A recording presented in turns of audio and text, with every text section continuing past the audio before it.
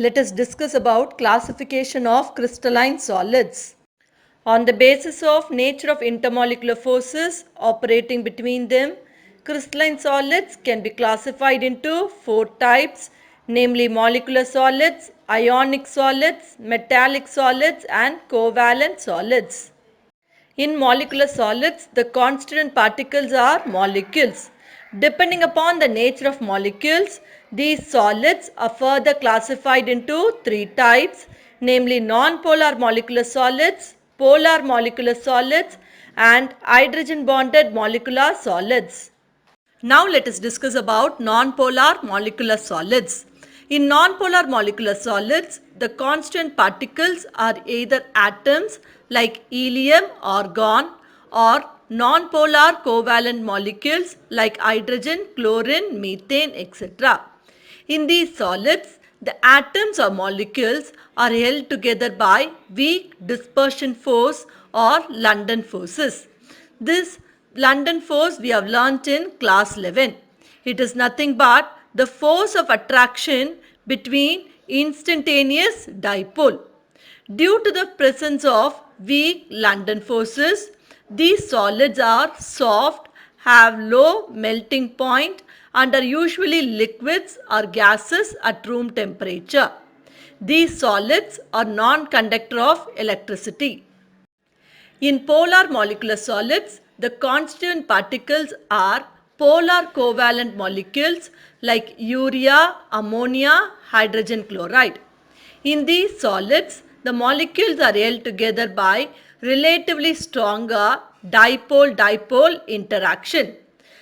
From the picture, you can see how the dipole-dipole force of interaction exists between the molecules. Due to the presence of this relatively stronger dipole-dipole interactions, these solids have higher melting point than those of non-polar molecular solids. Yet most of these solids are liquids or gases at room temperature. These solids are soft and non-conductors of electricity. Now let us discuss about hydrogen bonded molecular solids. In hydrogen bonded molecular solids, the constant particles are such molecules which contain hydrogen atom linked to highly electronegative elements like oxygen, fluorine or nitrogen of neighboring molecule. In these solids, the molecules are held together by strong hydrogen bonds. Due to the presence of strong hydrogen bonds, these solids have higher melting point than those of polar and non-polar molecular solids. They exist as volatile liquids or soft solids at room temperature and pressure. These solids are non-conductors of electricity. Now let us discuss about ionic solids. In ionic solids, the constant particles are ions. In these solids, there is three-dimensional arrangement of cations and anions which are held together by strong electrostatic force of attraction.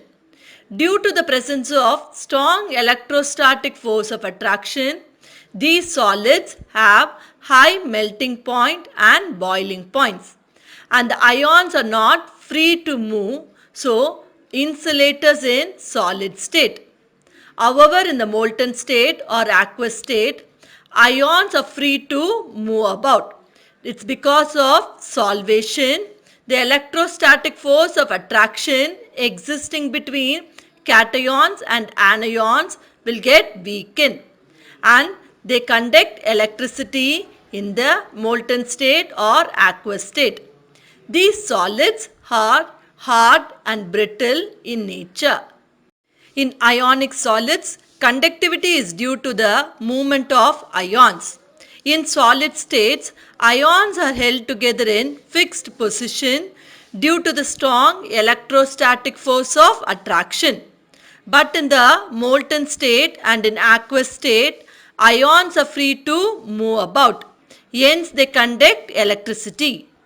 Now let us discuss about metallic solids. In metallic solids, the constant particles are metal ions surrounded by sea of free and mobile electrons. We know metal have a tendency to lose electrons and become positively charged metal ions. Thus, each metal atom contributes one or more electrons towards the sea of mobile electrons. The force of attraction which holds these metal ions and the mobile electrons is called metallic bond. These free electrons in the solids are responsible for its luxurious nature, color of certain metals, thermal and electrical conductivity. Metallic solids are highly malleable and ductile. Now let us discuss about covalent or network solids. In covalent solids, the constituent particles or non-metal atoms like carbon, silicon linked to adjacent atoms by covalent bonds throughout the crystal.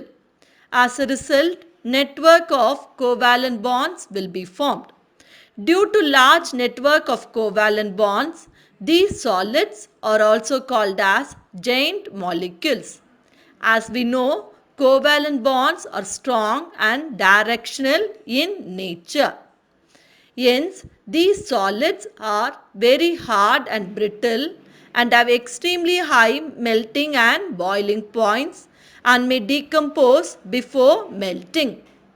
Due to the absence of free ions or electrons, these covalent solids are bad conductors of electricity. There is one exception, that is graphite, whose properties are different from other covalent solids. Graphite is soft and a good conductor of electricity. In graphite, each carbon atom is covalently bonded to three other neighboring carbon atoms in the same layer. We know carbon atom is tetravalent in nature.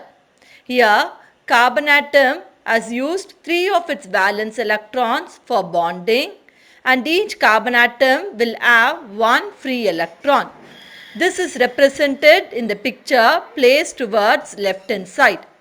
Those black balls represent carbon atom and green balls represent the fourth free electron. The fourth valence electron of each atom will be present between layers and is free to move about. These free electrons are responsible for its conductivity. Different layers can slide over the other. This makes graphite a soft solid and a good solid lubricant. These are the difference between the four crystalline solids. Kindly learn this tabular column properly. Thank you.